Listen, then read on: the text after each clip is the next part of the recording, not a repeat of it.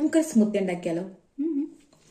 Smoothie ഉണ്ടാക്കാൻ വേണ്ടി ഞാൻ കുറേ സാധനങ്ങളൊക്കെ ഷോപ്പിൽ നിന്ന് മേടിച്ചാണ്. അപ്പോഴത്തേക്ക് എനിക്ക് പനി പിടിച്ച്. പിന്നെ സ്മൂത്തിയും ഉണ്ടാക്കി, ഒരു കുന്തം ഉണ്ടാക്കി. അപ്പം ഇനി നമുക്ക് സ്മൂത്തി ഉണ്ടാക്കാം. നമുക്ക് അവോക്കാഡോ ഒന്ന് മുറിച്ചെടുക്കാം. കറക്റ്റായിട്ട് വരുമെന്ന് അറിയത്തില്ല, എന്നാലും ഞാൻ ട്രൈ ചെയ്ത് നോക്കാം.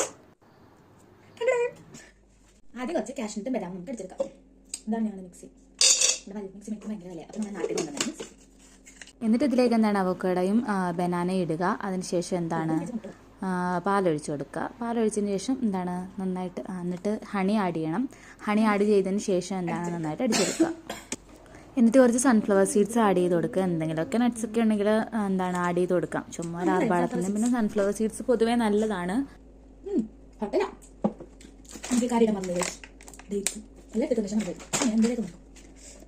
സ്മൂത്തി ആണല്ലോ.